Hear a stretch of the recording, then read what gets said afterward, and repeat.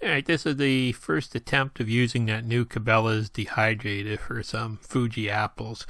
And before I started this, I actually, a couple weeks ago, I ordered one of these apple cores online. It was recommended by that Cook's Country or whatever, and this is the old one that we had, and really was a pain to use and was too short to go through larger apples from one side and stuff like that. So I decided to, try one of these to see if it would make the job any easier, and I did put a link to it down below if anybody's interested in one. First thing, I had to wash all the inside of the dehydrator out and then wash all those trays, and they're really quite large, and wound up doing them in a laundry sink and making a real big mess, but hopefully in the future I'll be able to just wash them outside with a hose and bucket of soapy water. But so the first thing you want to do is get any manufacturing coatings or anything off of them, and they were kind of a pain to get the soap off of and stuff, but a couple seconds later they were done, and then I got everything out, and I picked up these apples 2 weeks ago at our local apple orchard. They open up one day in the winter, and they bring them fresh out of cold storage, so I'm going to be using them. I did pick them up 2 weeks ago before I lost power, so they still look pretty good with no problem. So first thing I'm going to do is I'm just going to wash them off. Now, these apples are not like the ones that you get in the store this time of the year. These are uncoated. They have nothing on them, so you can still use the skins and stuff on them. So that's a good thing about getting them fresh out of storage. And you can see they still look like the day they were picked just about. And I'm going to start by putting some water in a bowl and squeezing a lemon in this. I'm gonna mix it up and try treating. This is supposed to stop the apples from turning a darker brown, so I'm gonna mix up all the apples that I do, and I'm gonna treat some and leave some untreated. So I do have this bowl of water here, and then I'm gonna start by the first time I've used this core, so it's a whole new thing to me. And actually, I like the way the handle is. You can really push down on it easy, and if you turn it, it just saws right through them real quick. The biggest problem that I had was knowing exactly where the core was in the center of them. I'd start on one side, and sometimes I'd go off a little bit before I got to the other side. So, you did wind up with some pieces of seeds and stuff in there at times. It was just because I didn't have a good aim with this thing, but all you had to do was just go back in there. See, there's one I had missed a couple pieces on, and just take and tilt that a little bit and just twist it, and that core will just take them right out, with no mess or anything else. And there's one I got right through the center that was nice and clean. Then I had my mandolin. I got that out, and I set that for 1/4 inch thick slices like they recommended. First couple apples I didn't quite do a real good job. You've got to clear everything out from underneath the mandolin. Once they start hitting each other and pushing down, they get a little bit stuck and a little bit broken. So the first, I'm going to do 4 different types of apples. Actually, they're all Fuji, but the first ones I'm doing with the skin on, and I'm actually treating them with the lemon juice to try to stop them from darkening.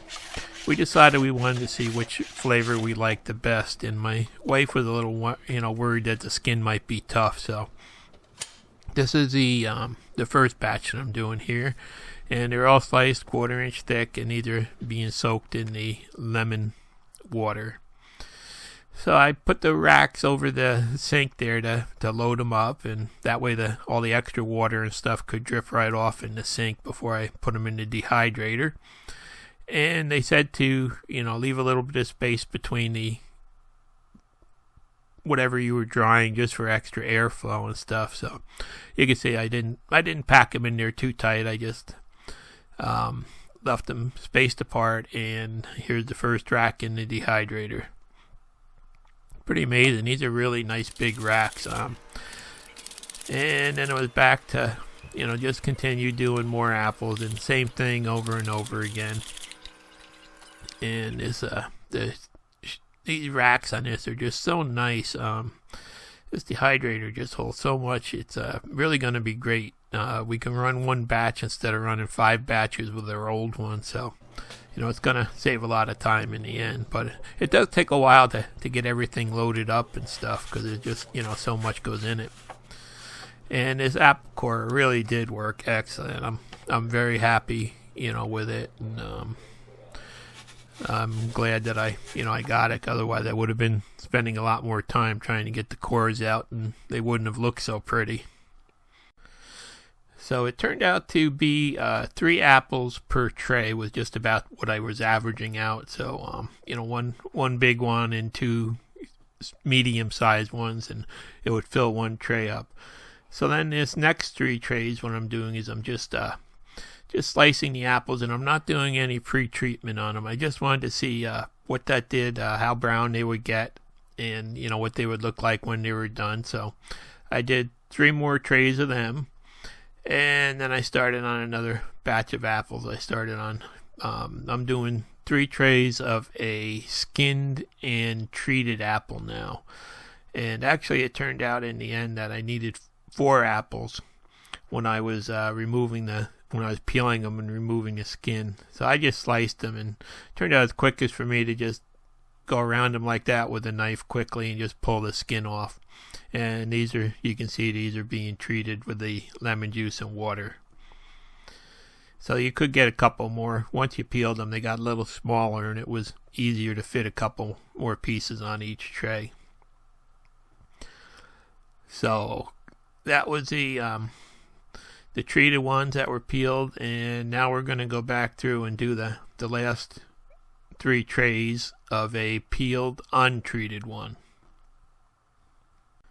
These Fuji apples were in really good shape for this time of the year, and sitting for a week and a half since I bought them, waiting to get power back. Didn't seem to bother the texture or flavor of them or anything. So there it is in the end. Those are the peels that were left over, and cores, and all 12 trays are stacked full, and you have to plug this into a 20 amp outlet to use it. And there you can see a half bushel of apples, and I had a couple left.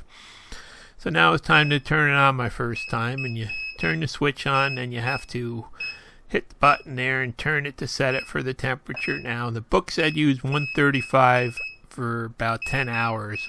So I set it at 135 degrees for 12 hours there, and then I forgot to hit the button another time trying to turn it on, but you have to go back and set the minutes even if you're not going to use them. And once you push that button again, you can see it kicks in. Now when it first starts up, I didn't realize that there's a preheat cycle. I probably should have preheated it before, but the first 20 minutes of it is a preheat cycle. And there you can see it started out at, I had it set at 135, and it started out at 60 degrees and then an hour later it was still only at 122 degrees, even though I had it set at 135. I couldn't quite figure that out. And the same thing there at 3 hours later, it was still sitting around 120, 126 to the high. So I went in and I switched it to be 140 degrees now, and that actually brought it up so it ran in the about 130 to 138 degree range for the rest of the time, which is perfect for dehydrating. You don't want to get over 140 because it can destroy the vitamins in the apples, from what I understand. So here we are, a couple hours later, the power went out in our house again. Right in the middle of my dehydrating thing, we had a whole day of 60-mile-an-hour winds, and the power actually just went out. But luckily it came back a half hour later. But anyhow, I just decided I got it running again when the power came back, and at about 8 hours, I decided to just take a look at them and make sure I didn't have to rotate the trays or anything, and everything seemed to be drying really evenly, and it looked like it was doing a good job. So right at the 10-hour mark, I shut it down, or I opened it up and looked, and everything seemed to be dry enough, and it looked good. So it was time to unload it, I figured.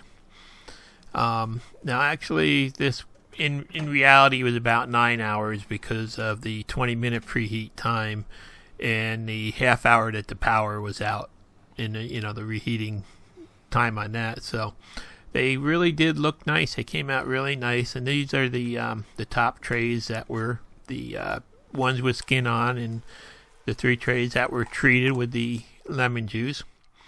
So as I always do with my dehydrated stuff, once it comes out of the dehydrator, I throw it in a Ziploc bag and just let it sit for like 12 hours so everything in there equalizes.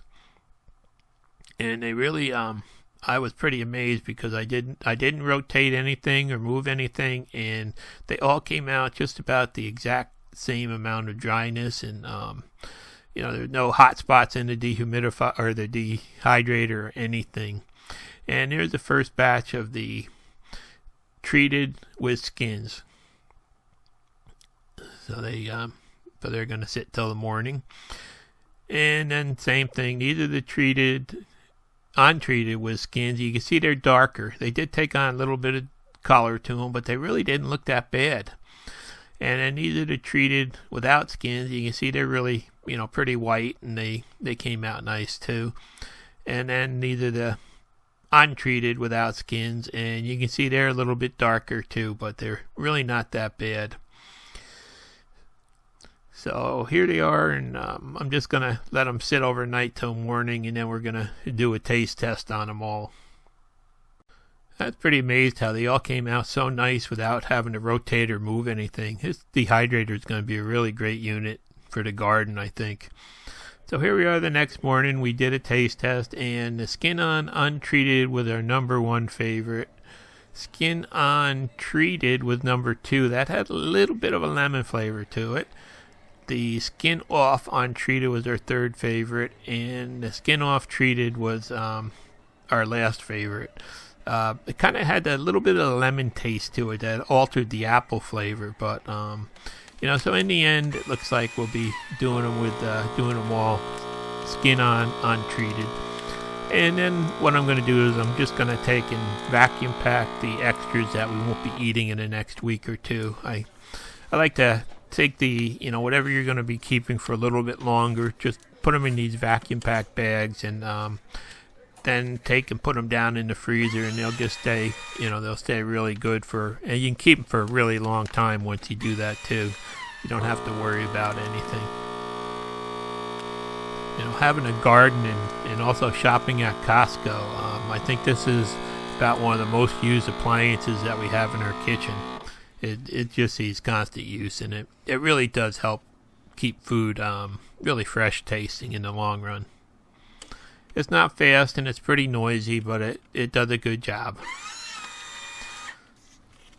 So I'm going to say this dehydrator does a really great job on the apples, and I just can't wait to make a batch of jerky in it next to try that out. And it looks like we'll be eating these apples for quite some time to come now.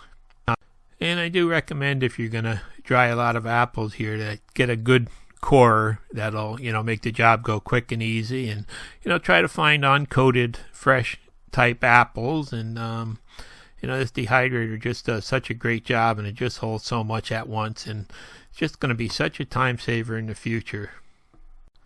Now I just have to finish up the stand for it. Thanks for watching. Please subscribe.